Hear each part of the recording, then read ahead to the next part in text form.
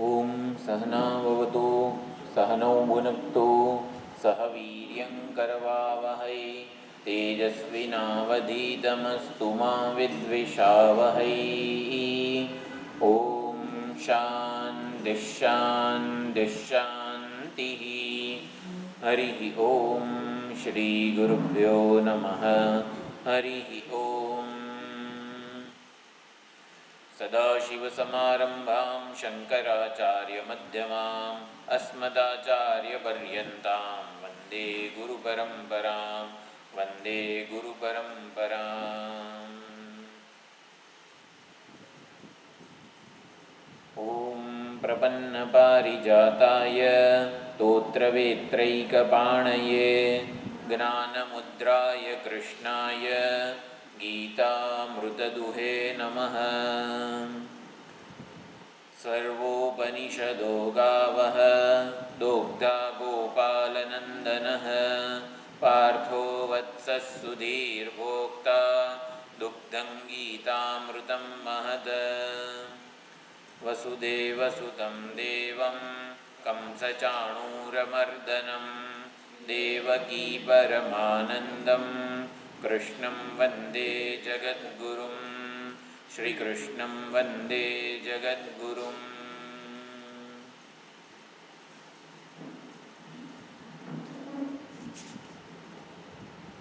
નિષ્કામ ભક્તિનો મહિમા ભગવાન અહીંયા ગાઈ રહ્યા છે.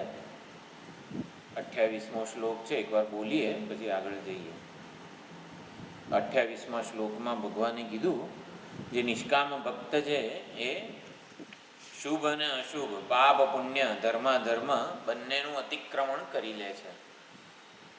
આપણે કીધું કે કોઈ પણ કર્મના બે પ્રકારના લાભ છે. એક વ્યાવહારિક લાભ જે સ્થૂળ લાભ છે, અને જે આધ્યાત્મિક લાભ જે સૂક્ષ્મ લાભ છે. તો આધ્યાત્મિક લાભ એટલે એનું આપણે ચયન કરીએ, એની પસંદગી કરીએ. વ્યાવહારિક લાભ છે એનું ઈશ્વરાર્પણ કરીએ. એ ભગવાન અને સમષ્ટિના કાયદાઓના નિમિત્ત પ્રમાણે જ મળે છે. વ્યાવહારિક લાભને લેવા માટે જ બધો સંઘર્ષ છે. એ સંઘર્ષ છે, હરીફાઈ છે. વ્યાવહારિક સ્થૂળ લાભ લેવામાં ઘણો બધો આપણે સામનો બીજા બધા એની પાછળ પડેલા છે. એટલે એને ખાટી જવામાં, એનો લાભ લઈ લેવામાં અનેક પ્રકારના સંઘર્ષ છે, જેથી પાપ કે અધર્માચરણ કરવાના પૂરેપૂરા ચાન્સીસ એમાં છે. એટલે શુભ અને અશુભ બંનેનું અતિક્રમણ કરે છે. એટલે જે નિષ્કામ ભક્ત છે એને વ્યાવહારિક લાભ તો જોઈતો નથી. એટલે ખબર છે કે સમષ્ટિ વ્યાવહારિક લાભ પૂરું પાડશે. એટલે એક પોતે જે કર્તવ્ય કર્મ કરે છે એના દ્વારા આધ્યાત્મિક લાભ, અંતઃકરણ શુદ્ધિ, ઈશ્વરની પ્રસન્નતા વગેરે છે, પરિપક્વતા, માનસિક લાગણીના સ્તરની પરિપક્વતા, આધ્યાત્મિક પરિપક્વતા એ માગે. એટલે એ લેવાનો પ્રયત્ન કરે. જે લેવામાં કોઈ હરીફાઈ જ નથી, કોઈને એની પડી પણ નથી, ખબર પણ નથી કે કર્મ કરવાનો વળી આધ્યાત્મિક લાભ શું હોય. એટલે મીમાંસકો અને બીજા બધા જ પ્રકારના જેટલા પણ સંપ્રદાયો, ધર્મો વગેરે છે ને, એને આ કર્તવ્ય વ્યવહારનો આધ્યાત્મિક લાભ શું છે અને એની કંઈ ખબર જ નથી. કર્મ કરી એટલે દૃષ્ટ ફળ મળે, જેવું કર્મ કર્યું હોય એવું ફળ મળે. ના, એવું ના હોય. જે કર્મ કર્યું એવું ફળ ના, આપણે કયો અભિગમ રાખેલો છે એ સૌથી વધારે મેટર કરે છે. એટલે વ્યાવહારિક લાભ લેવા જઈએ તો પાપાચરણ વગેરે બધું જ થાય. વ્યાવહારિક લાભ એનું ઈશ્વરાર્પણ કરે છે નિષ્કામ ભક્ત. આધ્યાત્મિક લાભની પસંદગી કરે છે. એટલે આપોઆપ જ ધર્મ થાય છે. શુભ અને અશુભ બંનેનું એ અતિક્રમણ કરી લે છે. એટલે વ્યાવહારિક જે શુભ અથવા તો ધર્મનું જે ફળ સુખ છે એને મેળવવા માટે જે સંઘર્ષ વગેરે કરવો પડે છે એ પણ એને આવતો નથી. એટલે કીધું ભગવાને શુભાશુભ ફલૈરેવમ મોક્ષસે કર્મબંધન. તો કર્મબંધન એટલે શું? કર્મનું બંધન એવો અર્થ નથી થતો. રાગ અને દ્વેષ પૂર્વકની પ્રવૃત્તિ કે નિવૃત્તિ એને કર્મબંધ કહેવામાં આવે છે. કર્મનું બંધન નહીં, રાગ અને દ્વેષ આવા વ્યક્તિગત સ્વાભાવિક આવેગોવાળી પ્રવૃત્તિ કે નિવૃત્તિ એને કર્મબંધ કહેવાય છે. કર્મનું બંધ નહીં, કર્મ એ જ બંધન.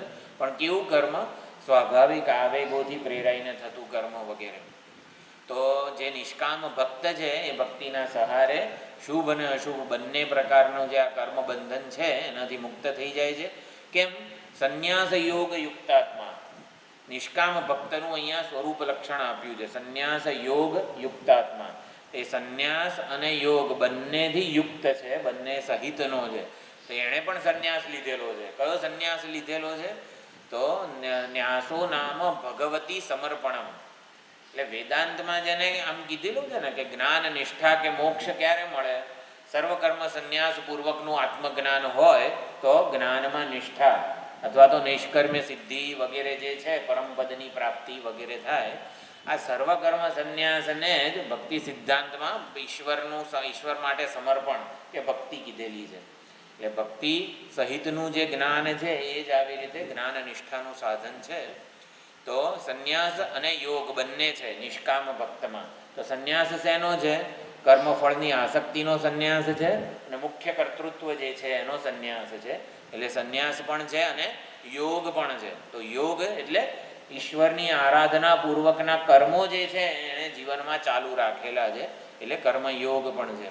કર્મયોગ પણ છે અને આવી રીતે કર્તૃત્વનો સંન્યાસ પણ છે. અને માટે વિમુક્ત મામ ઉપૈષ્યસી, અને માટે એ મુક્ત થઈ જાય છે કર્મબંધનથી અને મને પ્રાપ્ત થાય છે. જીવતા જે રાગ દ્વેષ વગેરે અજ્ઞાન અને અજ્ઞાનના કાર્યથી મુક્ત થઈ જાય છે, મને પ્રાપ્ત થઈ જાય છે, એવું 28મા શ્લોકમાં કીધું. હવે ભગવાનને પ્રશ્ન પૂછીએ કે ભગવાન, તમે જેનામાં ભગવદ સમર્પણ હોય એને જ તમે મુક્ત કરો છો. જેના જીવનમાં ભગવાન માટે કંઈક સમર્પણ છે એને તમે મુક્ત કરો છો. કીધું વિમુક્તો મામ ઉપૈષ્યસી. એટલે જે સમર્પણ જેના જીવનમાં છે, પત્રમ પુષ્પમ ફલમ તોયમ અથવા તો યદ કરોશી યદશ્નાસી વગેરે રૂપે કંઈક સમર્પણ કરી રહ્યો છે, ભક્તિ કરી રહ્યો છે, એને તમે મુક્ત કરો છો. અને જે તમારી ભક્તિ નથી કરી રહ્યા એને તમે બંધનમાં જ રાખો છો. એટલે કે તમારામાં પણ આવી વિષમ વ્યવહાર જોવા મળે છે. તો ભગવાનમાં વૈષમ્ય અને આવો વહેરો આંતરો એટલે વહાલો અને અળખામણો, અમુક વહાલા છે ભગવાનને અને અમુક અળખામણા છે, એવું છે. તો એવો પ્રશ્ન ધારો કે જન્મે, રાગદ્વેષવાન તરહી ભગવાન, એટલે તો ભગવાન મારા કાકામાં શું ફરક? એમ આવું પૂજ્ય સ્વામીજી કહેતા હતા. જો ભગવાનને પણ ભક્તિ કરીને ખુશ કરવો પડે અને એને જો ભક્તિ ના કરે તો ગુસ્સે થઈ જતો હોય તો he is like my uncle. એટલે કે પૂજ્ય સ્વામીજી મહારાજ એવું કહેતા હતા, દયાનંદજી મહારાજ, ભગવાન is not my like my uncle. એમ એટલે કે રાગદ્વેષવાન તરહી ભગવાન. તો ભગવાને રાગદ્વેષ વાળો થયો ને, ભક્તો ઉપર અનુગ્રહ કરે અને ભક્તો જે છે જે ભગવાનનું ભજન નથી કરતા એને બરોબર નરક યાતના આપ આપ કરે, સંસાર બંધનમાં જ રાખે. આવો થયો ને? તો કે ના, એવું નથી. એ અહીંયા હવે ના થોડા શ્લોકોમાં, એટલે આ શ્લોકમાં એ સમજાવે છે ભગવાન. 29મો શ્લોક આપણે બોલીએ. સમોહમ સર્વભૂતેષુ ન મે દ્વેષ્યોસ્તિ ન પ્રિયઃ યે ભજન્તિ તુ માં ભક્ત્યા મયિ તે તેષુ ચાપ્યહમ. ભક્તિનો મહિમા, ભક્તિ શું કરે છે, ભક્તિ જેના જીવનમાં છે એ કેવી રીતે ભગવાનનો પ્રેમ, ભગવાનનો વિશ્વાસ વગેરે જીતી લે છે અને ભગવાનને પક્ષપાતી બનાવી દે છે. ભક્તિ નિષ્પક્ષ ભગવાનને પક્ષપાતી બનાવે છે. એટલે પક્ષપાતી બનાવે છે ને, એટલે મારા પક્ષે રહીને ભગવાન કંઈક કરે તો એ કામનો ને. એટલે ભગવાન ગર્ભમાં પધારેલા છે, દેવકીજીના ગર્ભમાં છે ત્યારે બધા દેવોએ સ્તુતિ કરી. એટલે બ્રહ્માજીને બધા સ્તુતિ કરતા હોય છે તો બ્રહ્માજી કહે છે જગન્નાથ. તો છે ને બાજુમાં ઇન્દ્ર ઊભેલા હોય છે. ઇન્દ્ર બ્રહ્માજીને આમ ગોદો મારીને કહે છે અત્યારે જગન્નાથ ના કહેવાય, અત્યારે તો દેવોના નાથ કહેવું પડે. આપણું કાર્ય સિદ્ધ કરવા માટે અવતાર લેવાના છે. જગતના નાથ કહેશો ને તો અસુરોના નાથ થઈ જશે. અત્યારે તો આપણા પક્ષે રહીને કામ કરવાનું છે. એટલે ઇન્દ્ર બ્રહ્માજીને આમ ગોદો મારીને કહે છે એવું ના બોલતા. એટલે બ્રહ્માજીએ ગર્ભ સ્તુતિમાં જગન્નાથ એવું સંબોધન આપ્યું, તરત જ બીજું સંબોધન દેવ દેવ એવી રીતે આપેલું છે. એટલે ભાઈ આપણા પક્ષે રહીને કંઈક કરે ને એવું આપણને જોઈએ છે કે નિષ્પક્ષ ભગવાન, સમાન ભગવાન, અસુરો ને કે આપણે કે ભગવાન તો બધાના સમાન હોય, રાવણમાં એનું જ બળ છે અને રામમાં પણ એનું જ બળ છે. ભાઈ આપણને એવો ભગવાન ના જોઈએ, ભાઈ મારું કાર્ય સિદ્ધ કરે એવો જોઈએ. તો અહીંયા એ કહે છે એ કામ ભક્તિ કરી આપે છે. તો કઈ રીતે એ સમજવાનો પ્રયત્ન કરીએ. સમોહમ સર્વભૂતેષુ, સર્વભૂતોમાં હું સમાન છું. નમે દ્વેષ્યોસ્તિ ન પ્રિય, મારા માટે કોઈ વહાલું હોય, કોઈ અળખામણું હોય એવું નથી. કોઈકને વધારે વહાલ કે અનુગ્રહ કરું, ભક્તો ઉપર હું અનુગ્રહ કરું અને અસુરો વગેરે ઉપર હું નિગ્રહ કરું એવું નથી. મારા માટે કોઈ આવી રીતે હું વેરો આંતરો રાખતો નથી. વેરો આંતરો એટલે જુદાઈ કે ભેદભાવ, આટલા મારા એને હું વધારે સારું સારું આપું અને આટલા પરાયા એને હું સામાન્ય અથવા તો બીજું સંસાર બંધન આપું એવું નથી. સમોહમ સર્વભૂતેષુ, હું વિષમ નથી, રાગદ્વેષવાળો નથી, ક્રૂર નથી, નિર્દય નથી. એટલે ભગવાનનું સ્વરૂપ અસંગ છે. સમોહમ સર્વભૂતેષુ એ સ્વરૂપ છે ભગવાનનું. સ્વરૂપ પારમાર્થિક હોય એટલે અસંગ છે, સમાન છે, અતીત છે. ભગવાનનું સ્વરૂપ અતીત હોય એટલે એને કંઈ ઓલું પેટનું પાણી એ ના હલે. આપણને દાંતનો દુખાવો થતો હોય ભક્તને, તો એનો પેટનું એ તો બેઠો બેઠો ઊંઘે જ છે ક્ષીરસાગરમાં. નીચે રાવણ ને કંસ ને બધા ઉત્પાત મચાવતા હોય પૃથ્વી ઉપર, પૃથ્વી ગાયનું રૂપ ધરીને આવે ત્રાહિમામ પાહિમામ, એ તો ઊંઘે જ છે, એને કંઈ જ પડી નથી, એ અતીત જ છે. તો એવા અતીત ભગવાનને પણ ઉઠાડીને અવતાર માટે પ્રાર્થના કરે, અવતરિત કરે. આપણી સત્તામાં આવીને રામ કૃષ્ણ વગેરે જે છે એ પૃથ્વી લોક ઉપર એટલે કે આપણા વ્યવહારના સ્તરે આવીને આપણું કાર્ય સિદ્ધ કરે, આપણા પક્ષે રહે એવું કામ આ ભક્તિ કરી આપે છે. એટલે આ વસ્તુ નમે દ્વેષ્યોસ્તિ ન પ્રિય કીધું. મારા માટે તો કોઈ દ્વેષ્ય કે પ્રિય નથી, પરંતુ એ ભજન દીધું મામ ભક્ત્યા, જે મારું ભક્તિપૂર્વક ભજન કરે છે, મયી તે તેષુ ચ અપી અહમ, હું એમનામાં છું, એ લોકો મારામાં છે. બહુ સુંદર રીતે આનો પણ અર્થ ભક્તો બધા સમજાવે છે. એટલે સર્વભૂતોમાં હું એક છું, એક રસ છું, સમાન છું. મારા માટે કોઈ દ્વેષ્ય નથી કે કોઈ પ્રેમનું પાત્ર પણ નથી. હું સ્વભાવતઃ જ એમના ઉપર બધા ઉપર સમાન કૃપા કરું છું. એ સર્વમાં આત્મ સ્વરૂપે સ્થિત છું. તો સજ્જનમાં અને દુર્જનમાં બંનેમાં આવી રીતે હું સમાન જ છું. સજ્જન અને દુર્જન બંનેમાં સમાન છું, છતાં પણ સજ્જનને કેવી રીતે વધારે અનુગ્રહ થાય છે અને દુર્જનને કેવી રીતે વધારે અનુગ્રહ થાય છે. સર્વભૂતોમાં હું સમરસ છું. મને કોઈ આવું વાલું ઓળખામું વગેરે નથી. સૂર્યને એવું કહી રહ્યો છે કે મને કાળા પથ્થર માટે દ્વેષ નથી અને કાચના ટુકડા માટે આકર્ષણ પણ નથી. એટલે હકીકતમાં તો કાચનો ટુકડો પૂરેપૂરું એને પ્રકાશિત કરે છે, પ્રતિબિંબિત કરે છે, પણ કાળો પથ્થર જે છે તો જણાવાય નથી દેતો સૂર્યને, પણ છતાં સૂર્ય સમાન છે. એટલે આ જ રીતે ભગવાન એવું કહે છે કે સજ્જનમાં અને દુર્જનમાં હું સમાન છું. સજ્જન મને પ્રિય નથી અને દુર્જન મને અપ્રિય દ્વેષ્ય પણ નથી. એટલે તો હું સમાન છું, સજ્જન અને દુર્જન બંનેમાં ભગવાન સમાન એવું કઈ રીતે સમજી શકાય? તો સજ્જન જેને હું કહે છે અને દુર્જન દુષ્ટજન જેને હું કહે છે. જે અહમ વૃત્તિ છે ને એ ચૈતન્ય સ્વરૂપ પરમાત્મા બંનેની અહમ વૃત્તિમાં સમાન રીતે ઉપલબ્ધ થાય છે. બંનેની અહમ વૃત્તિમાં એ સમાન રીતે ઉપલબ્ધ થાય છે.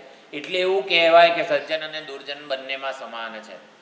સજ્જનની અહમ વૃત્તિ, સજ્જન જેને હું કહે છે અહમ, એ અહમ વૃત્તિમાં તો ચૈતન્ય સમાન રીતે જ અભિવ્યક્ત થતું હોય છે. સજ્જનની દુર્જનની બેવની અહમ વૃત્તિમાં કોઈ ફરક નથી. બુદ્ધિ મન વગેરે જે છે ઉપાધિ એમાં બધો ભેદ છે. અહમ વૃત્તિ તો બધાની એક સરખી જ છે અને ચૈતન્ય એ અહમ વૃત્તિના આધારે જ સમાન રીતે બધા જીવોમાં અભિવ્યક્ત થાય છે. અભક્ત માટે શું થાય છે? જે ભક્ત નથી એને ભગવાન પોતાનાથી જુદા કેમ લાગે છે? અને ભક્તને ભગવાન એક જ. ભક્ત અને ભગવાન વચ્ચે કોઈ ભેદ નથી. એ કીધું મયી તે તેષુ ચાપ્યહમ. ભક્ત અને ભગવાન વચ્ચે કોઈ ભેદ નથી. એટલે જેનું અંતઃકરણ શુદ્ધ છે, કાચના ટુકડાનું ઉદાહરણ આપ્યું એ પ્રમાણે, કાચના ટુકડામાં સૂર્ય જે છે જેવો છે એવો પ્રતિફલિત થાય છે, જેવો છે એવો એ જણાય છે. તે શુદ્ધ હૃદય જેનું છે, સજ્જન વગેરે ભક્ત વગેરે જે છે, નિષ્કામ હૃદયમાં પરમાત્મા સ્વરૂપ જેવું છે ને એવું એ ઉપલબ્ધ થાય છે, ઓળખી શકાય છે, અનુભવી શકાય છે. પરમાત્માનો અનુભવ શુદ્ધ હૃદયમાં, ભક્ત હૃદયમાં, નિષ્કામ હૃદયમાં પરમાત્માનો જેવો થવો જોઈએ ને એવો અનુભવ થાય છે. પરંતુ જે અભક્ત છે, અભક્ત એટલે સ્વાર્થ છે, સ્વાર્થને જ પાપ કહેવામાં આવે છે. વેદાંતમાં પાપ એટલે કોઈને હેરાન કરીએ એ પાપ નથી, સ્વાર્થ વૃત્તિ જ પાપનું મૂળ છે. અને સ્વાર્થ વૃત્તિનું મૂળ છે આ જે સંકુચિત અહંકાર વગેરે જે છે ને એ, એને પોતાનું રક્ષણ, પોતાની સલામતી માટે જે રાગ દ્વેષ વગેરે ઊભા કરતા હોય છે. એટલે જે અશુદ્ધ જે હૃદય છે, રાગદ્વેષવાળા ચિત્તમાં પરમાત્મા જ વિકૃત સ્વરૂપે પ્રતીત થાય છે, અનુભવાય છે વગેરે. એટલે નિર્મળ હૃદયમાં તો પરમાત્માનું સચ્ચિદાનંદ સ્વરૂપ છે, પૂર્ણતયા પ્રગટ થાય છે, જાણી શકાય છે, ઓળખી શકાય છે, અનુભવી શકાય પણ છે. એટલે અહીંયા કીધું સમોહમ સર્વે ભૂતેષુ, પણ એ ભજંતી તું મામ ભક્ત્યા, એટલે જે નિષ્કામ ભાવે મારું ભજન કરે છે. જો અહીંયા ભક્ત્યા ભજંતી એટલે ભક્તિથી ભજન કરે છે. હવે ભક્તિ કરવી ભજન કરવું એમાં શું ફરક? બંને એક જ છે ને. આમાં આપણે સંસ્કૃતમાં એવું કહીએ વાચા વદંતી, વાણી વડે બોલે છે. તો બોલવાનું તો વાણી વડે જ થવાનું છે ને.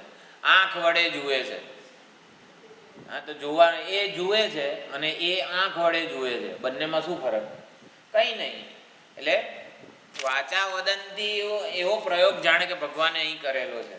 ભક્ત્યા ભજંતી, તો ભજન કરે છે એટલે જ ભક્તિ કરે છે. તો ભક્ત્યા ભજંતી એવું કહેવાનો શું મતલબ છે? અન્ય નિરપેક્ષતયા, અન્ય નિરપેક્ષ, અન્ય નિરપેક્ષ એટલે જે માત્ર પ્રેમ ખાતર મારું ભજન કરે છે. ઓલું કીધું ને કે ભાઈ 99% લાવે એનો એક નારિયેળ આપું છું ભગવાન તમને, એવું નહીં. માત્ર પ્રેમ ખાતર જ. એટલે ભક્ત્યાનો અર્થ છે નિસ્વાર્થ પ્રેમ, કોઈ જ પ્રકારનો નિષ્કપટ જે ભાગવત ધર્મ કહેવામાં આવે છે ને એ. એટલે એ ભજન દીધું મામ ભક્ત્યા, જે માત્ર પ્રેમ ખાતર મારું ભજન કરે છે. એટલે જે નિસ્વાર્થ ભક્તો જે છે બધા નિષ્કામ ભક્તોને માટે, એમને પરમાત્મા માટે જ પ્રેમ છે, પરમાત્માનું જ વરણ કરેલું છે, પરમાત્મા સિવાય એમને બીજું કંઈ જોઈતું નથી. જો નિષ્કામ ભક્ત એટલે હવે કોક ધ્રુવ ને પ્રહલાદ વગેરે થઈ ગયા આપણને એવું લાગે. નિષ્કામ ભક્ત ને એટલે સુખી થવા માટે હું શું જાણું, જેને આપણે જિજ્ઞાસુ વગેરે કહીએ છીએ. નિષ્કામ ભક્તને જ એ જ મુમુક્ષુ હોય, એ જ જિજ્ઞાસુ હોય. એટલે પરમાત્મા સ્વરૂપને જાણવાની જેને ઈચ્છા છે કે પરમાત્મા સ્વરૂપ અથવા તો સુખ, મારે હું શું કરું તો સુખી થવું, એ અભક્ત છે. હું શું જાણું તો સુખી થવું. એટલે જિજ્ઞાસુને આ સુખ સ્વરૂપને, પરમાત્મા સ્વરૂપને ઓળખવું છે, જાણવું છે. એને ખબર છે કે એ તો હૃદયસ્થ જ છે. કંઈક કરું અને હું સુખી થઈશ એવું નથી.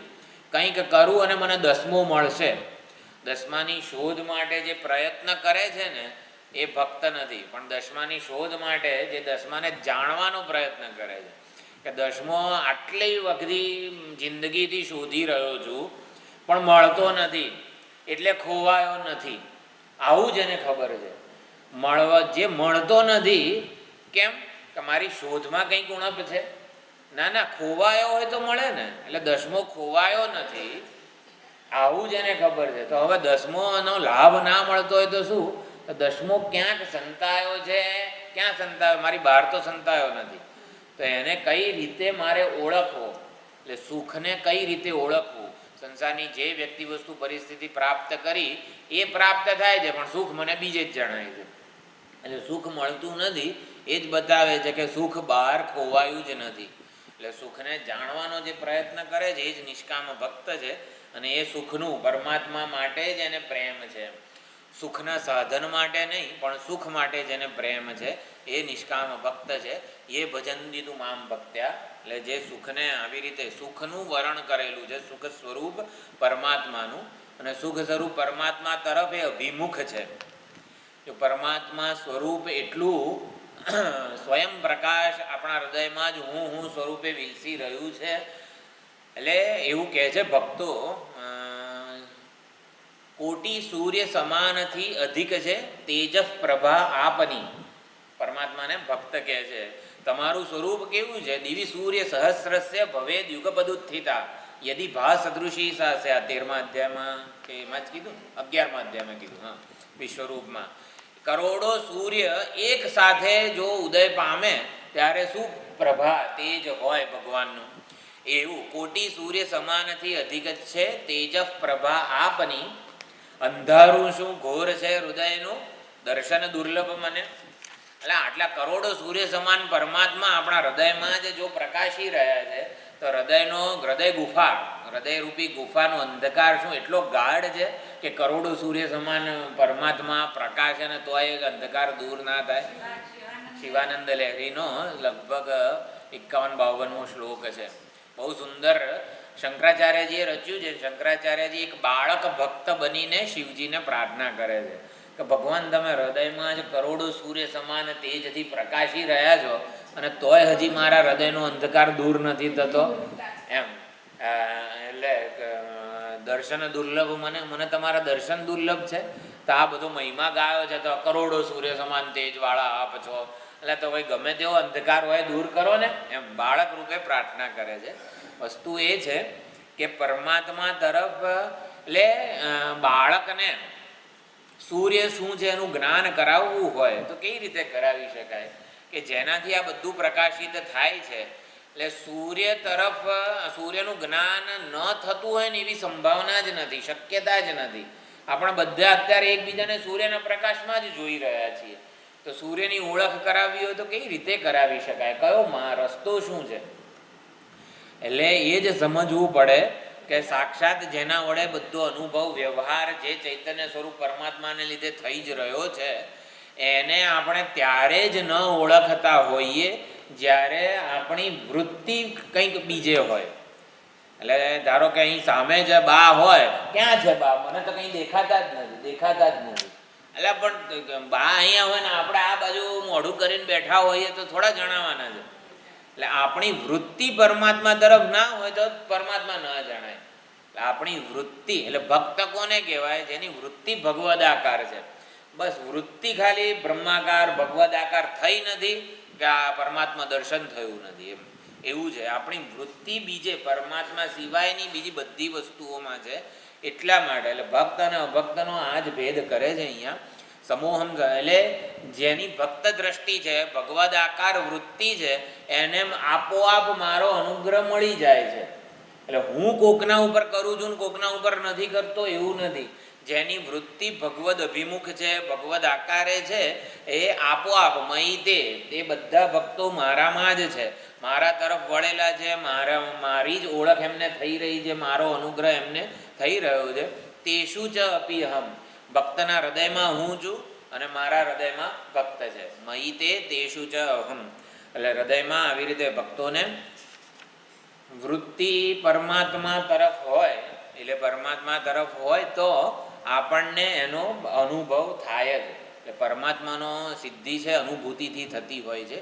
લક્ષણ અને પ્રમાણ બંને જોઈએ તો લક્ષણ છે વેદના મહાવાક્યો જે છે બધા વેદાંત મહાવાક્યો એ લક્ષણ સમાન કામ કરે છે.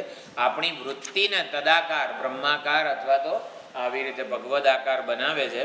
અને હૃદયમાં એટલે એકવાર અભિમુખ થઈએ ને આપણે તો પછી હૃદયમાં એનો પરમાત્મા સ્વરૂપનો અનુભવ થાય જ છે. એટલે અંતઃકરણ ભગવદ અભિમુખ બને તો આ ભગવદ આકારે બની રહે ને તો એનો અનુગ્રહ આપોઆપ મળે જ છે. એટલે ભગવાન કોઈકના ઉપર કરે છે અનુગ્રહ વગેરે એવું નથી. જે ભગવદ અભિમુખ બને એ ભગવાનની સન્નિધિમાં પોતાને અનુભવે છે, ભગવાનનો અનુગ્રહ વગેરે એમને આપોઆપ જ પ્રાપ્ત થાય છે. એટલે આમાં ભગવાન પ્રત્યે કોઈ વિષમતા વગેરે દોષ આવતો નથી. અને બીજા બધા ભક્તિ સિદ્ધાંતમાં બહુ સુંદર બધું કીધું અહીંયા વ્યાધસ્યાચરણમ ધ્રુવસ્ય ચ વયઃ. વ્યાધ વ્યાધ હતો જે ઓલા શિવલિંગ ઉપર મહાશિવરાત્રિના દિવસે બધું અભિષેક કર્યો કોગળાથી ને આમ તેમ બધું જાત જાતનું. વ્યાધનું શું આચરણ હતું તે ભગવાન એનાથી પ્રસન્ન થઈ ગયા. ધ્રુવની શું વય હતી? એણે કંઈ કરોડો 5 વર્ષનો હતો ધ્રુવ. 6 મહિનામાં 5 મહિનામાં સમષ્ટિ પ્રાણ સાથે તાદાત્મ્ય કરી લીધું એણે તો. એટલે આટલી જ ધ્રુવની શું વય હતી? વિદ્યા ગજેન્દ્રસ્ય કા. ગજેન્દ્રની કઈ યોની હતી? કયો વેદ ભણવા ગયો હતો ગજેન્દ્ર? કા જાતિ વિદુરસ્ય. વિદુરજીની કઈ જાતિ હતી? યાદવ પતે ઉગ્રસ્ય કિમ પૌરુષમ. ઉગ્રસેન યાદવપતિ જે હતા એનું પૌરુષ, એનામાં શું મોટું તાકાત વગેરે હતી? કુબ્જાયા કિમુ અત્ર રૂપમ અધિકમ. કુબ્જાનું શું રૂપ હતું? અને કિમ સુદામનઃ ધનમ. સુદામા પાસે શું ધન હતું? ભક્ત્યા તુષ્યતિ કેવલમ. ભગવાન તો માત્ર ભક્તિથી જ પ્રસન્ન સંતુષ્ટ થયા છે. ન તો ગુણૈ ભક્તિ પ્રિયો માધવ. ભગવાન માધવ જે છે ભક્તિ પ્રિય છે, એટલે કોઈ આચાર વિચાર વગેરેનો ભેદ એને નથી. ભગવાન શ્રી રામચંદ્રજીએ જટાયુની પણ ધૂળ, એટલે જટાયુના અંતિમ સંસ્કાર પોતે કર્યા અને એ ધૂળ વગેરે જે છે પોતાની જટા ઉપર ધારણ કરેલી છે. વાંદરાઓ વગેરેને પોતાના પ્રિય મિત્રો વગેરે બનાવ્યા છે. ભક્ત્યા એટલે જે સમર્પણથી માત્ર સંતુષ્ટ થઈ જાય છે. ભગવાનને કોઈ આવો પ્રિય કે દ્વેષ્ય એવું હોય જ નહીં. એટલે એ ભક્તો બધા જે ભગવદ અભિમુખ છે ને એ ભક્તો મારામાં છે અને હું એમનામાં છું. મારા અને ભક્તોમાં કોઈ ભેદ નથી. આ જે છેલ્લી લીટી છે મયી તે તેષુ ચાપ્યહમ, એને ભગવાનનો સૌશીલ્ય ગુણ કહેવામાં આવે છે. જો રામાનુજાચાર્યજી છે ને આવા બધા ટર્મિનોલોજી વાપરે છે. સૌહાર્દ, સૌશીલ્ય, પેલું માધુર્ય, જેમ મધુરમ મધુરમ મધુરાધિપતે અખિલમ મધુરમ, તો માધુર્ય ભાવ, કે વ્રજવાસીઓનો માધુર્ય ભાવ હતો. પછી કોનો ઓલું દાસ્ય ભક્તિને બધી જે કીધેલી છે એ રીતે એક સૌહાર્દ ગુણ છે, એક સૌશીલ્ય ગુણ છે. સૌશીલ્ય ગુણ એટલે આને કહેવાય સૌશીલ્ય ગુણ. મયી તે તેષુ ચ અપિહમ, એટલે મારા અને મારા ભક્તમાં કોઈ જ પ્રકારનો ભેદ હું નથી. એક પત્રમ પુષ્પમ ફલમ તોયમ વગેરેને પણ જો અર્પણ પ્રેમથી અર્પણ કરવામાં આવે ત્યારે 2 હાથે ભગવાન સામે ચાલીને એને ગ્રહણ કરે છે, પોતાના મસ્તક ઉપર પધરાવે છે. આવી રીતે આને સૌશીલ્ય ગુણ કહેવામાં આવે છે. એટલે કર્મ જે છે ને એમાં કર્મ કરતી વખતે ઘણો અધિકાર વગેરે હોવો જોઈએ ને તો કર્મ કરવા આપણે યોગ્ય કહેવાઈએ. ભાઈ રસોઈ બનાવી છે, પણ રસોઈ કઈ રીતે બને, કોઈ રોટલી ઘઉંમાંથી બને શેમાંથી બને એ પણ ખબર ના હોય અને રસોડામાં આજે હું રસોઈ બનાવવાનો છું, કોઈ જમવા જ ના આવે એટલે રસોડું જ બંધ કરીને ભાગી જાય લોકો. એટલે રસોઈ કોઈ પણ કર્મ કરવાનું હોય તો ભાઈ અધિકાર છે એમ. અધિકાર એવી રીતે જ્ઞાન પ્રાપ્તિમાં પણ સાધન ચતુષ્ટય, વૈરાગ્ય, આ બધા અધિકાર જોઈએ. તો ભક્તિ વગેરે જે છે ને એમાં કોઈ અધિકારની અપેક્ષા નથી, કારણ કે ભક્તિ ઉદ્દેશ્ય પ્રધાન છે. જો કર્મ અને જ્ઞાન આ બંને છે ને એ જીવના પુરુષાર્થથી સામર્થ્યથી થતું હોય છે કર્મ વગેરે. પણ ભક્તિ ઉદ્દેશ્ય પ્રધાન છે. ઉદ્દેશ્ય એટલે કોની ભક્તિ કરો છો તમે? એટલે ભક્તિ કરવામાં ભગવાન જેની કરીએ છીએ ને એનું બળ કામ કરે છે, ઉદ્દેશ્ય પ્રધાન છે. એટલે ભક્તિ અંત્ય જો આ ગજેન્દ્રના આ બધા જે ઉદાહરણ આપણે જોયા, એટલે ભક્તિ કરવામાં આગળ જ પણ આવશે સ્ત્રીઓ અને વૈશ્ય વગેરે જે બધું કીધેલું છે. એટલે ભક્તિ કરવામાં સમર્પણ કરવામાં, ટૂંકમાં ભક્તિ એટલે સમર્પણ, નિવેદન વગેરે બધા શબ્દો છે. જ્યાં સુધી સમર્પણ થઈ રહ્યું છે ત્યાં સુધી આપણે ભગવાનના પક્ષે રહીએ છીએ વગેરે. અને પછી જ્યારે સમર્પણ કરનારનું સમર્પણ થઈ જાય એને નિવેદન કહેવામાં આવે છે. ભગવાન આપણા પક્ષે થઈ જાય. પહેલાં 2 ડગલામાં બલિ ભગવાનનો થઈ ગયો અને પછી 3જું ડગલું આપ્યું, એટલે 3જું ડગલું માપ્યું ભગવાને, ત્યારે ભગવાન બલિના થઈ ગયા. એને નિવેદન કહેવામાં આવે છે. સમર્પણ કરનારનું સમર્પણ થાય એને નિવેદન કહેવાય છે. તો સમર્પણ અને નિવેદન ગયા ક્લાસમાં આપણે આ અર્થ જોયો હતો. એટલે ભક્તિ કોઈ અંત્ય જ કે પશુ પક્ષી બધામાં જોવા મળે જ છે. અયોધ્યામાં બધા સુંદર ઉદાહરણો આપે છે ભક્તિ કરનારા. જો એક રંગઅવધૂતજીના મહારાજના આશ્રમમાં નારેશ્વર વગેરેમાં પણ એમનો જે કૂતરો વગેરે બુચ્ચીઓ એને કહેતા હતા, બુચ્ચીઓ, એ પણ એકાદશી કરે એ વખતે રોટલી વગેરે ના ખાય અને બાપજી જે કંઈ સત્સંગ વગેરે કરતો હોય ત્યાં આવીને બેસે, એની પણ સમાધિ વગેરે નારેશ્વર ધામમાં છે. અયોધ્યામાં એક ઊંટ હતું, એને આપણે માળા પહેરાવીએ ને તો એ માળા આમ હલાય કરે, 108 વાર હલાવે આમ, અને એમ કરીને રામ રામનો જપ 108 વાર પૂરો કરે. અયોધ્યામાંનું એક ઊંટ આવું છે. પછી ગોરખપુરમાં પણ એક કૂતરો છે. સંકીર્તન વખતે ગીતા પ્રેસ ગોરખપુરના સંકીર્તન હોલમાં આવી જાય, અને જેવું એકાદશી કરે ને ત્યારે પણ એ કંઈ ખાય નહીં વગેરે વગેરે. એટલે આવું આ બધું આચાર્યોએ ટાંકેલું છે. એટલે રામદાસ સ્વામી જે છે એમની પાસે પણ એક કૂતરો હતો જે એકાદશી વગેરે કરતો હતો. બધા વૈષ્ણવો જ કહેવાય ટૂંકમાં. એટલે વિષ્ણુ ભગવાન માટે અત્યંત આવી ભક્તિ વગેરે હોય. હા, ભક્તિના કેટલા સંસ્કારો દ્રઢ હોય છે આ બધી યોનિઓમાં પણ, એમ એ આપણે જોયું છે. બ્રહ્મસૂત્રમાં પણ આખું અધિકરણ વગેરે છે આ બધું. એટલે કર્મ કે જ્ઞાનમાં અધિકારની ગણતરી થાય છે, ભક્તિમાં આવો કોઈ અધિકાર વગેરેની ગણતરી થતી નથી.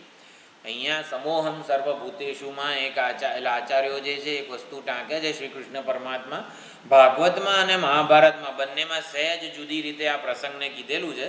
એટલે પરીક્ષિત રાજા ઉત્તરાનો ગર્ભમાં બ્રહ્માસ્ત્ર જ્યારે અશ્વત્થામાએ છોડ્યું, ભાગવતમાં તો એવું કીધું છે કે ગર્ભમાં પ્રવેશ્યા ભગવાન અને આ ચારે બાજુ આખું ગોળ ગોળ ફરતા હતા, બ્રહ્માસ્ત્રથી રક્ષણ કર્યું.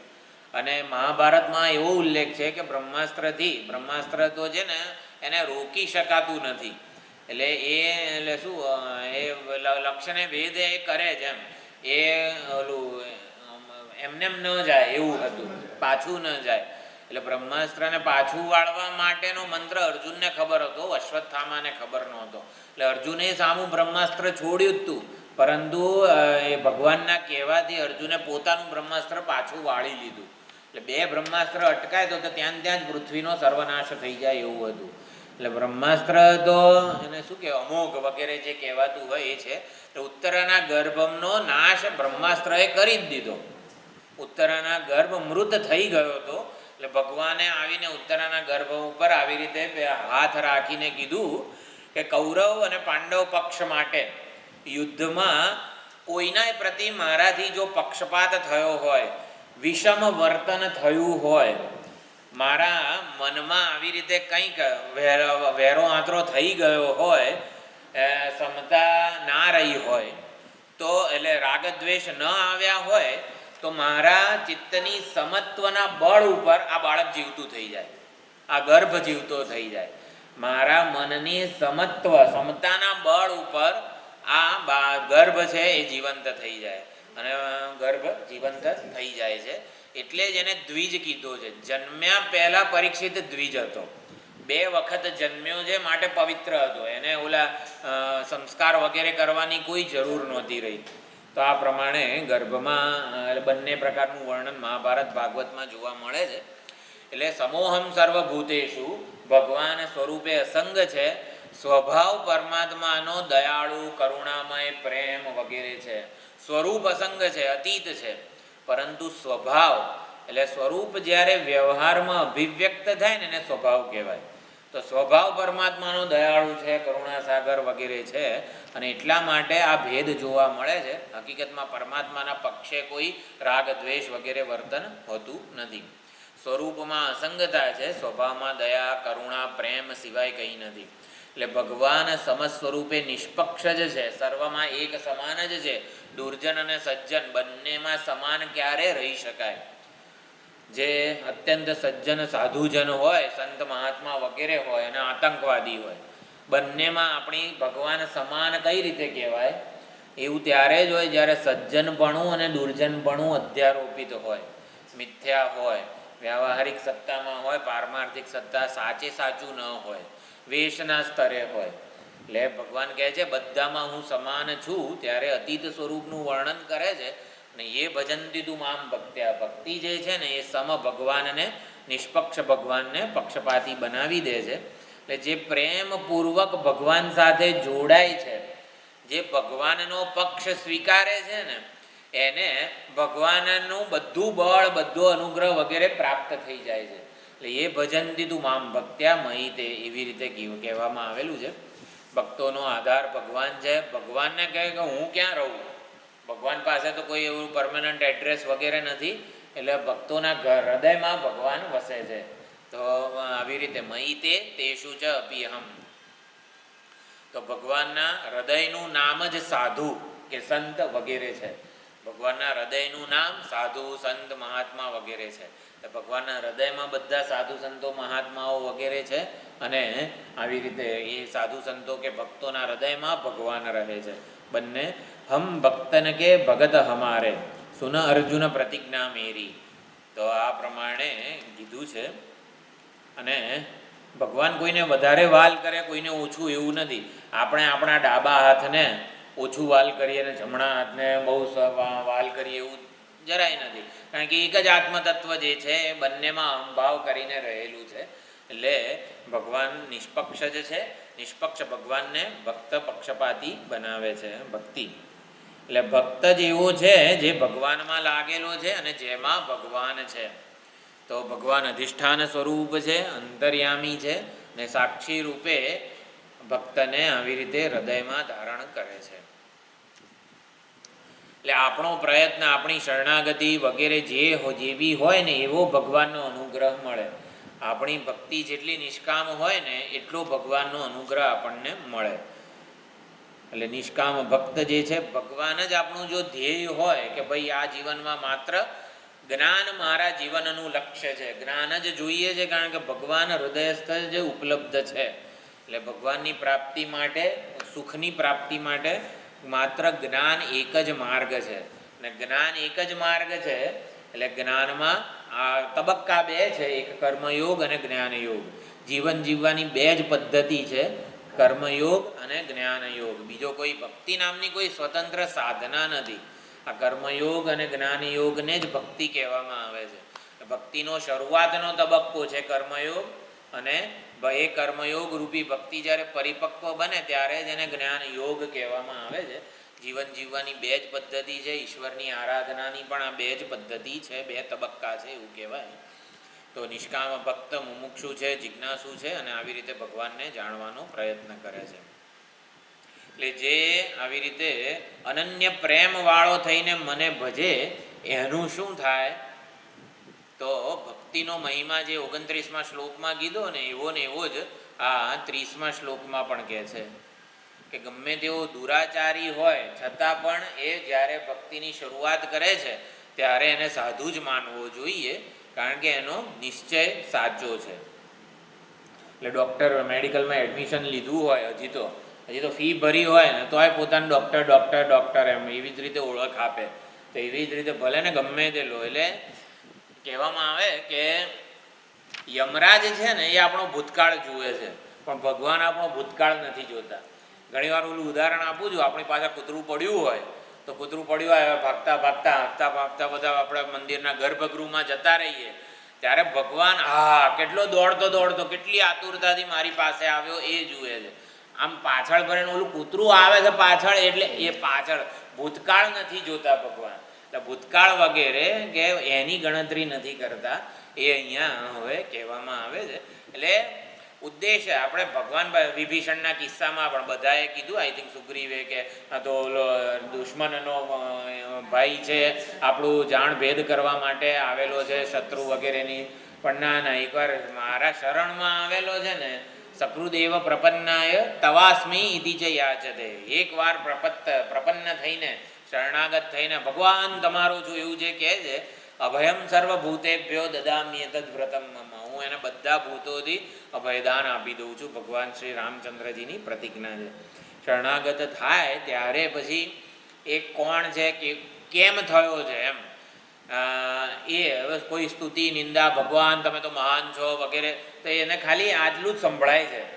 એટલે એવું કહેવાય છે કે લક્ષ્મીજીએ એટલે ENT સર્જન પાસે જઈએ આપણે કંઈ આંખ લાલ થઈ હોય કે કંઈ કાનમાં સંભળાતું ના હોય, કંઈક ઇન્ફેક્શન થયું હોય, તો ENT સર્જન ઓલા સિપ્લોક્સ વગેરે સામાન્ય કંઈક હોય તો ડ્રોપ આપે, આંખમાં નાખવાના અને કાનમાં નાખવાના બધા ડ્રોપ ટીપા આપે. તો લક્ષ્મીજીએ છે ને ભગવાનની આંખમાં અને ભગવાનના કાનમાં કંઈક ટીપા નાખેલા છે. એને લીધે છે ને ભગવાન, એટલે કોઈ ભગવાનનું નામ લેતો હોય એટલે ભગવાનને તરત જ એ કાનથી સંભળાઈ જાય છે કયો ભક્ત મારું નામ લે છે. અને આવી રીતે કણ છે મારું નામ લે છે વગેરે એ દેખાય. એટલે એ ટીપા એવા છે કે હા ચલો એક્ઝામ આવે છે એટલે મારું નામ લે છે એમ. કયા કારણે મારું નામ લે છે એ ભગવાનને સંભળાતું નથી, કયા કારણે મારી પાસે આવેલો છે ને એ ભગવાનને દેખાતું જ નથી. લક્ષ્મીજી એવા ટીપા નાખેલા છે. એટલે લક્ષ્મીજીને ચરણ સેવા કેમ લીધી છે ભગવાનની? કે જે ભક્તો આવી રીતે ભગવાનનું ભજન કરતા હોય પ્રેમથી, નિષ્કામ ભાવે વગેરે, એટલે ભગવાન તો બેઠા બેઠા ઊંઘે જ છે ને, એમને ખબર જ નથી કોણ મારું ભજન કરે છે. એટલે લક્ષ્મીજી ચરણ સેવા કરતા હોય ને, એટલે કોઈ ભક્ત નિષ્કામ ભાવે આવી રીતે કરતો હોય ને તો આમ લક્ષ્મીજી થોડા જોરથી ચરણ દબાવે. ભગવાનના ચરણ કોણ તો કેટલા કોમળ છે, માખણ જેવા પોચા છે એકદમ. એટલે ભગવાન લક્ષ્મીજી જરાક આમ કરે એટલે ભગવાન હા શું થયું, જો ઓલો ભક્ત છે ને તમે આમ લે છે એનું તમે અનુગ્રહ કરો. એટલે લક્ષ્મીજી આ રીતે ભગવાનને ભક્ત પ્રતિ સભાન બનાવે છે કે ચલો એના ઉપર અનુગ્રહ કરો. એવી રીતે બહુ સુંદર રીતે બધા ભક્તો કેવું સુંદર બધું આપણને એક પ્રેમ, આપણને એક આ પ્રસંગો વાગોડીએ ને તો પણ ભગવાન માટે બહુ સુંદર ભાવ જન્મે છે. તો હવે એ કહે છે 30મા શ્લોકમાં, અપિ ચેત સુદુરાચાર ભજતે મામ અનન્ય ભાક સાધુરેવ સમંતવ્યઃ સમ્યક વ્યવસિતો હિ સઃ.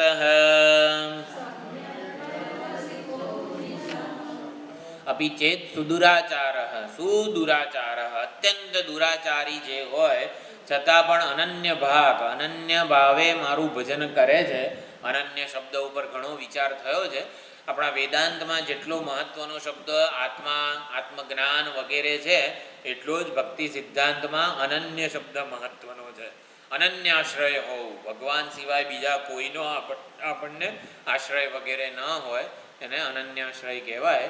તો અનન્યાશ્રય થઈને, અન્ય નિરપેક્ષ થઈને જ્યારે ભગવાનનું ભજન કરવામાં આવે ત્યારે એ સુદુરાચારીને પણ સાધુ એવ મંતવ્ય, એને સાધુ જ જાણવો જોઈએ. કેમ? સમ્યક વ્યવસિતો હિ, વ્યવસાય એટલે નિશ્ચય.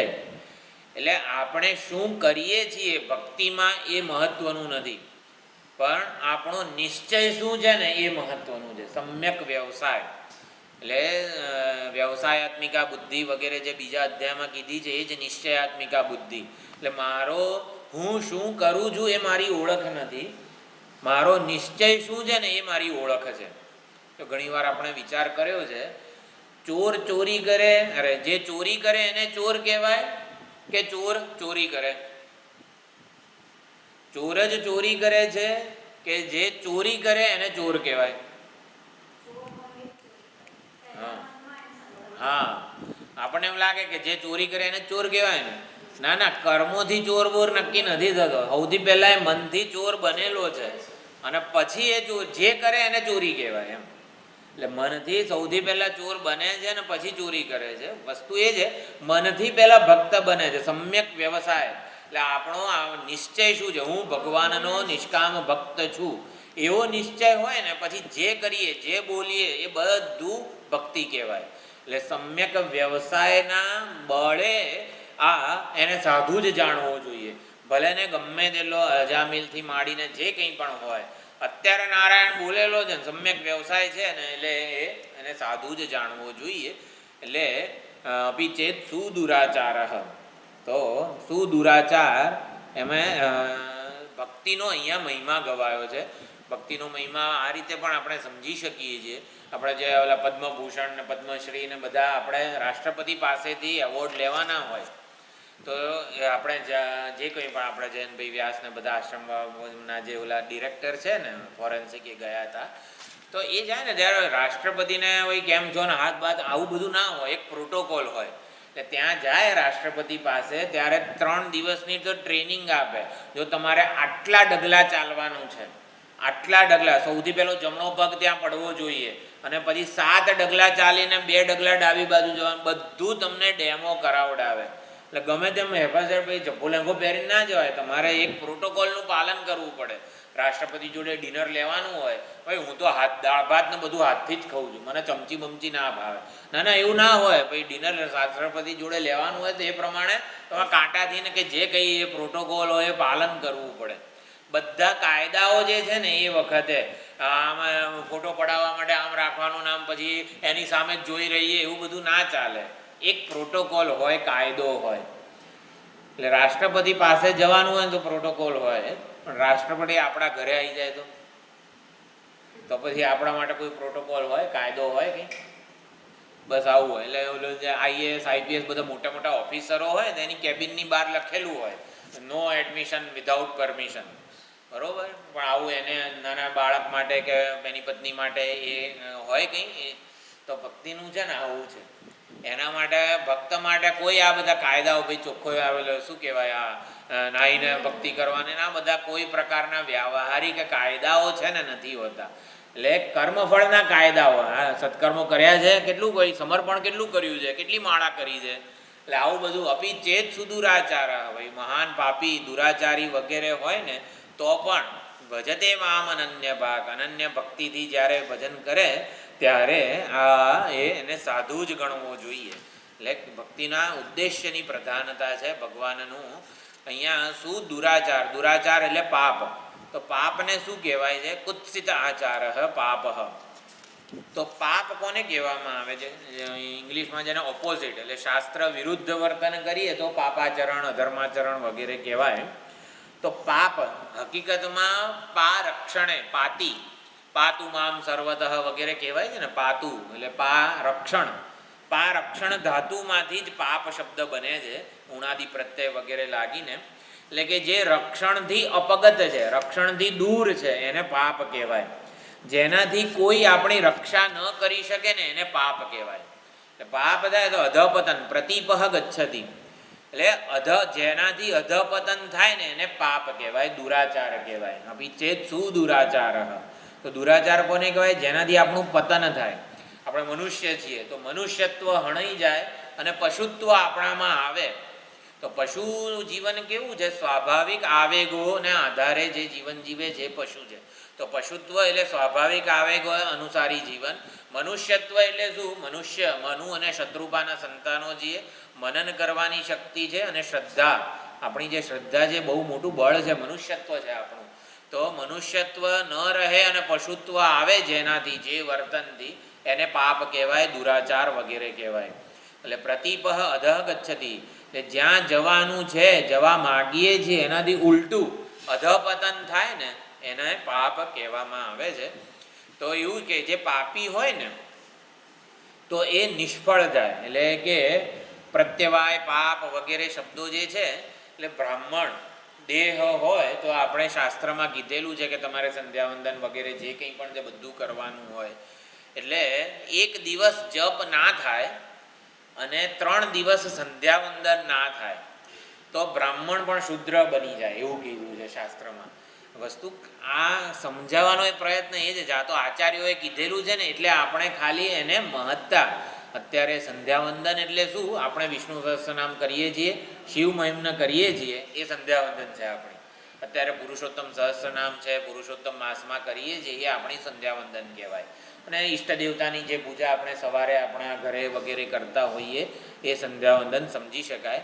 તો કહેવાનો ભાવાર્થ એ છે કે બ્રાહ્મણ પણ શૂદ્ર બની જાય જો એનામાં આવી રીતે દેવ આરાધના, ઈશ્વર આરાધના, ઈષ્ટદેવની આરાધના ન હોય તો. એટલે પાપ અધપતન થઈ જાય, બ્રાહ્મણનું શુદ્રત્વ આવી જાય. એટલે આવો કોઈ પણ હોય તો પણ એ જો ભક્તિ કરે, એટલે શુદ્ર બની ગયેલો હોય બ્રાહ્મણ વગેરે, પતિત થઈ ગયો હોય તો પણ ભજતે મામ અનન્ય ભાગ, અનન્ય ભાવે જો ભગવાનનું આવા ભજન કરે તો પછી એનો ઉદ્ધાર નિશ્ચિત જ છે. એનો સાધુ જ માનવો જોઈએ, કારણ કે એનો વ્યવસાય સમ્યક છે. ઘણા બધા સુંદર શ્લોકો મહાત્માઓએ ટાંકેલા છે. જે ધર્મમાં પતિતના ઉદ્ધાર માટે કોઈ ઉપાય કે વ્યવસ્થા વગેરે નથી એ ધર્મને અધૂરો કહેવામાં આવેલો છે. આપણા રામચરિતમાનસ વગેરે શાસ્ત્રો તમે જુઓ તો દરેક માટે ઉદ્ધાર ભગવાન કરે છે. ગજેન્દ્રથી માંડીને બધી જ દરેક વખતે ભગવાને આ ભક્તનો ઉદ્ધાર કરેલો જ છે એની ગમે તેવી પરિસ્થિતિમાંથી પણ. એટલે પતિત ઉદ્ધારણ બિરુદતી હારો, એટલે જે પતિત છે કંઈક પાપ કર્મના આધારે અધપતન થઈ ગયું છે એનું પણ ભગવાન ઉદ્ધાર કરે જ છે. અતિ પાપ પ્રસક્તોપી ધ્યાયન નિમિષમ અચ્યુતમ, અચ્યુતનું અનિમિષ જે હંમેશ માટે ધ્યાન કરે છે એ ભૂય તપસ્વી ભવતી, અત્યંત ઝડપથી એ તપસ્વી થઈ જાય છે. પંક્તિ પાવન પંક્તિ પાવન બધા બ્રાહ્મણો વગેરે હોય, પંક્તિ પાવન એટલે કે બધા બ્રાહ્મણોની જે હારમાળા પંક્તિ હોય ને એને પણ પાવન કરનારો એ થઈ જાય છે.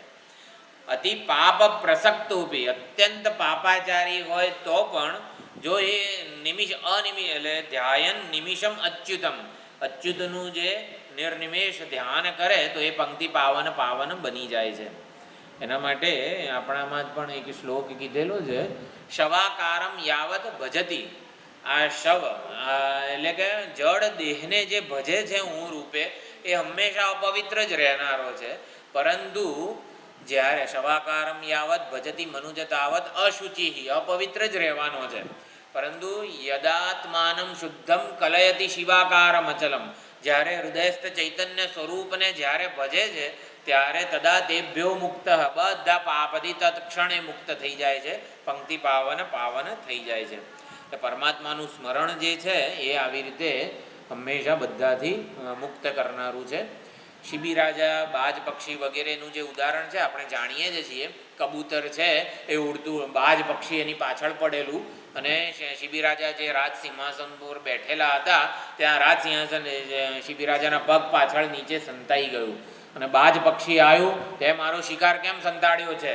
તો કે મેં સંતાડ્યો નથી, એ તો આવી રીતે મારા અહીંયા સંતાઈ ગયું છે. તો કે મારા શરણે આવેલું છે ને, હવે હું નહીં આપું. તો શિબિરાજા, મને તો કંઈ નહીં, મને તો મારો ખોરાક જોઈએ છે, મને એટલું માંસ આપી દે. તો ત્રાજવું લાવવામાં આવ્યું, એક કબૂતરે ત્રાજવામાં મૂકવામાં આવ્યું, અને આ બાજુ શિબિરાજા પોતાનામાંથી આમ માંસનો લોચો કાઢીને ત્રાજવામાં મૂકે છે. અને ધીમે ધીમે તો બાપુ કબૂતરનું વજન વધતું જાય છે. એટલે શિબિરાજાનું અડધું માંસ આખા શરીરમાંથી આવી જાય છે ત્રાજવામાં, અને પછી પાછું આખું વધારે માંસ કાઢવાનો પ્રયત્ન કરે છે. ત્યારે બાજ પક્ષી રૂપે ધર્મરાજા આવેલા હોય છે. એ ધર્મરાજા પ્રસન્ન થઈ જાય છે, અને આ તો એ શિબિરાજાનો મહિમા આવી રીતે પ્રસિદ્ધ થાય એના માટે જ બધી લીલા ગાય. શિબિરાજા બસ પોતાનું ગળું કાપવાની તૈયારીમાં જ હતા, અને એમાંથી વધારે માંસ આવે એવું હતું વગેરે. એટલે બાજ ધર્મ સ્વરૂપે પ્રગટ થઈ જાય છે, પ્રસન્ન થઈ જાય છે. એટલે અપી ચેત સુદુરાચાર ભજતે, એટલે ભગવાન આપણે જોયું કે ભૂતકાળ વગેરે જોતા નથી. ભગવાનની નજર છે ને ભૂતકાળ કે ભવિષ્યમાં નથી, વર્તમાનમાં જ છે. અજામિલ છેલ્લા ડચકાનો ખેલ એ જીતી ગયો. છેલ્લા ડચકાનો ખેલ એ બહુ સુંદર ભજન પણ છે. આપણા આવી રીતે ભજન બધા વડીલો ગાતા હોય છે. એટલે છેલ્લા ડચકાનો ખેલની બાજી છે ને એ મારી જ એટલે છે. ઓલું બાજી, ઢગલા બાજી વગેરે જે રમતા હોય ને એ લોકોને આમ છેલ્લી બાજી આમ આવે ને ત્યારે આમ જરા એલર્ટ થઈ જવાનું હોય કે ત્યારે આપણું બીજે ક્યાંક ધ્યાન હોય વગેરે ને તો બાજી જતી રહે, હાથમાં આવેલી બાજી જતી રહે.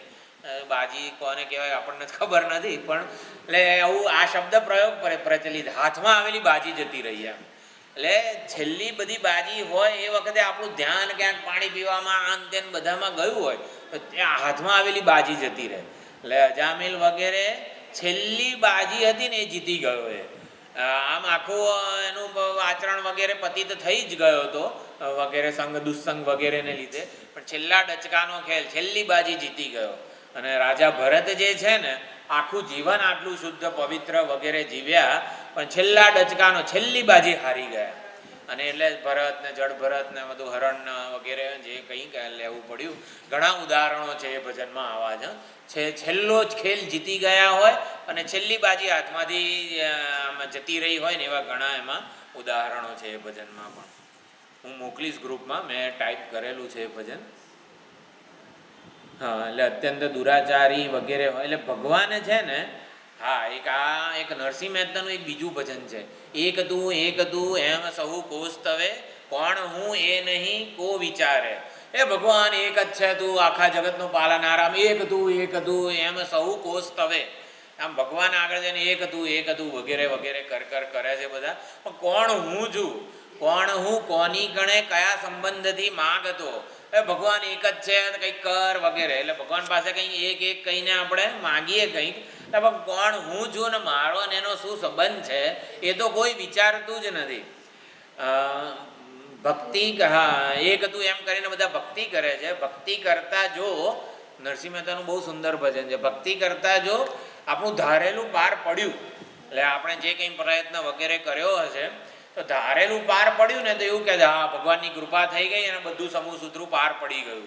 અને ધારો કે ભક્તિ કરી છતાં પણ કંઈક આપણું ધારેલું પાર ના પડ્યું, મારા કર્મો જેવા છે એમ કરીને પોતાના જ કર્મોને આવી રીતે ઓલું કરે છે. બહુ સુંદર શબ્દ છે, પોતાના કર્મોને જ ભાંડે છે એવી રીતનું કંઈક છે. હા, ધિક્કારે છે કે મારા કર્મો, ભગવાન શું કરે એમાં, મારા જ કર્મો એવા છે. એટલે ભક્તિ કરતા કરીને પણ જો પૂર્વના કર્મો નડતા જ હોય તો ભક્તિ કરવાનો શું અર્થ છે? એટલે જે ભક્તિ કરે છે ભગવાનની, એને પ્રારબ્ધ નડી ના જ શકે, ખાસ ધ્યાન રાખવાનું. તો અહીં ચોખ્ખું એક વાક્ય લખેલું છે, પ્રારબ્ધ અત્યંત દુરાચારી હોય, મહાપાપી હોય, એને પાપનું ફળ મળશે કે નહીં? જો પાપનું ફળ, વ્યવહારિક કાયદો જેવું કર્મ કરો, જેવું લણો, જેવું કરો એવું પામો, તો પાપનું ફળ મળશે કે નહીં? જો આવવાનું છે ને, પ્રારબ્ધ નાશ થતું નથી, પણ પ્રારબ્ધનો ફળ આપવાનો દરવાજો ભક્તિ બંધ કરી દે છે. આવું છે ભક્તિ જે છે ને, પ્રારબ્ધ પહેલાના પૂર્વેના પાપ વગેરે ફળીભૂત થઈને આપણી સમક્ષ આવતા હોય ને, ભક્તિ દેવી છે ને ઓલો દરવાજો જ બંધ કરી દે. હૃદયમાં પાપ કઈ રીતે આપણને આ પ્રવેશે તો સુખ દુઃખ વગેરે ઉત્પન્ન થાય, ગ્લાનિ, નાદ, વિષાદ, જે કંઈ પણ કહેવાય બધું ઉત્પન્ન થાય. હૃદયમાં ભક્તિ દેવી આવી જો સમ્યક વ્યવસાય હોય ને તો પાપને આવા જ ના દે, દરવાજો જ બંધ કરી દે. એટલે પ્રારબ્ધથી એ ભગવાનનો વિયોગ થવા જ નથી દેતા ભક્તિ દેવી. એટલે ભગવાનને બેસાડીને ભક્તિ દેવી હૃદયનો દરવાજો બંધ કરી દે છે, સુખ દુઃખ પાપ પુણ્ય વગેરેને આવવા જ નથી દેતા. હૃદયમાં ભગવાન ભર્યા હોય ત્યારે કોઈનું સામર્થ્ય છે કોઈ દુઃખી કરી શકે? એટલે લલાટમાં જે કંઈ પણ લખેલું છે ને, ભજન કરવાથી બધું નષ્ટ થઈ જાય છે, સંસારમાંથી સુખ દુઃખ વગેરે નથી આવતા, ભક્તિથી દુર્ભાગ્ય હટી જ જાય છે. આવું ચોખ્ખું આચાર્યોએ લખેલું છે. ક્યાં પીધું? કંઈક થયું છે એમને?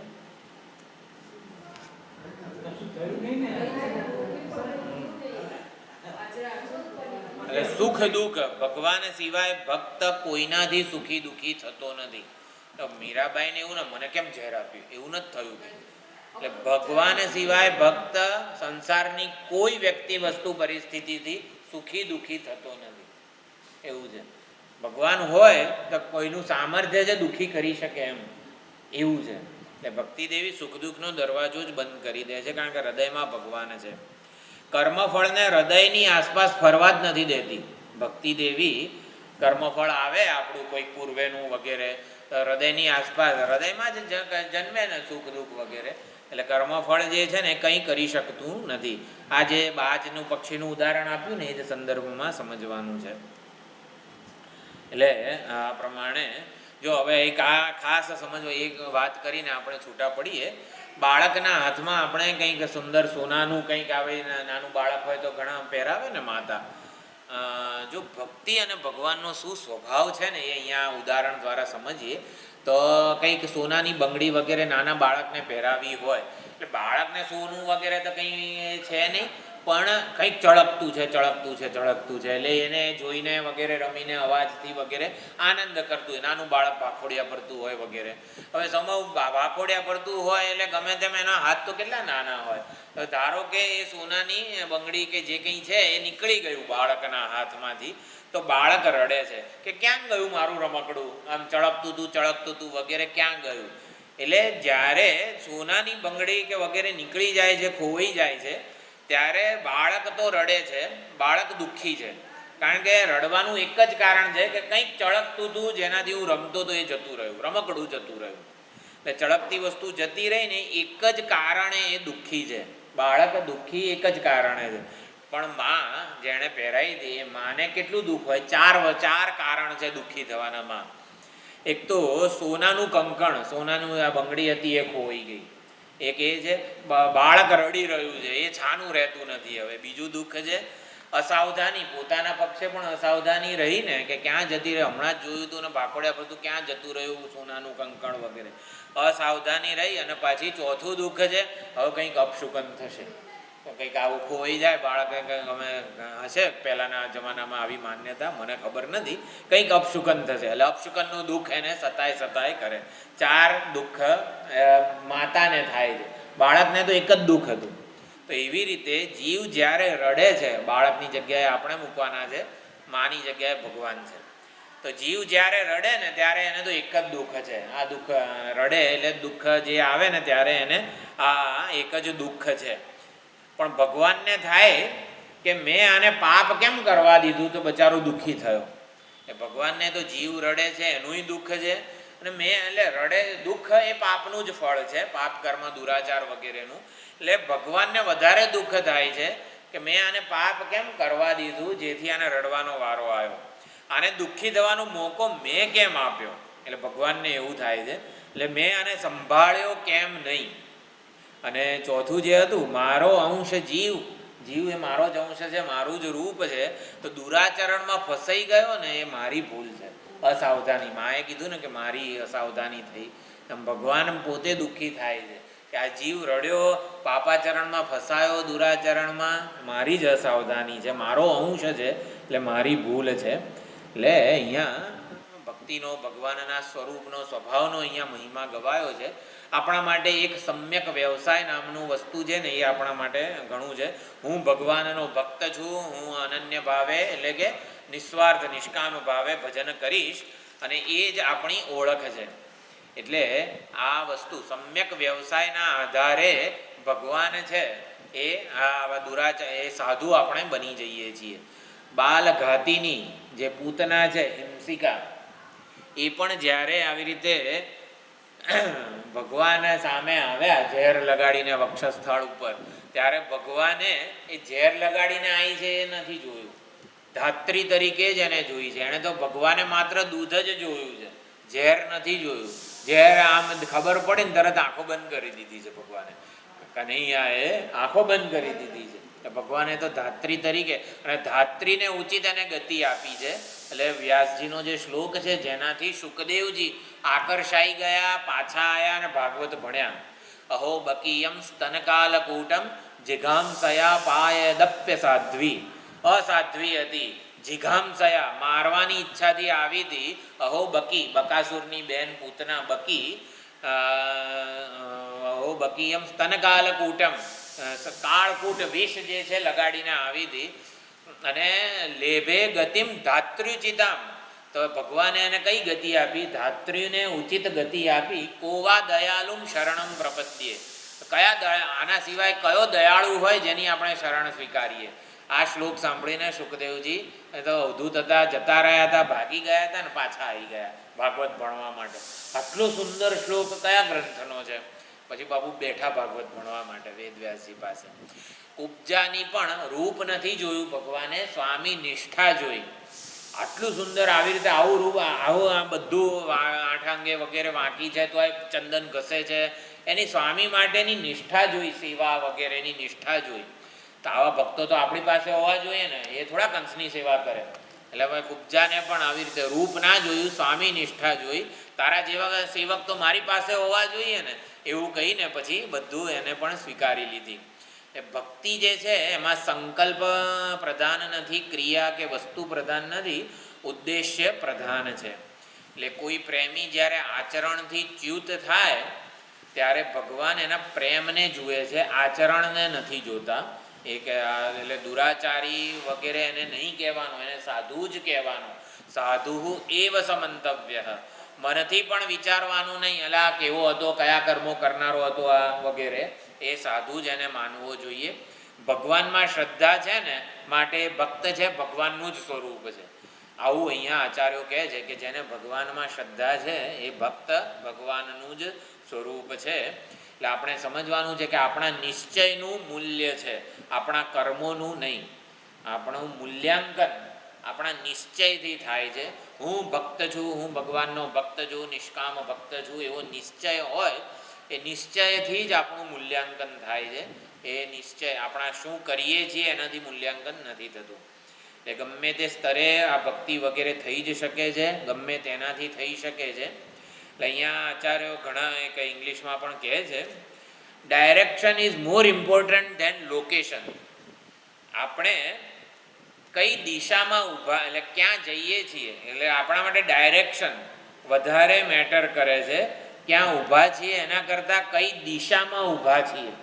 અહીંયા ભક્તિનો મહિમા એ રીતે સમજાવે છે, આપણે કઈ દિશામાં છીએ, કઈ દિશા તરફ આપણું મુખ છે એ મહત્વનું છે.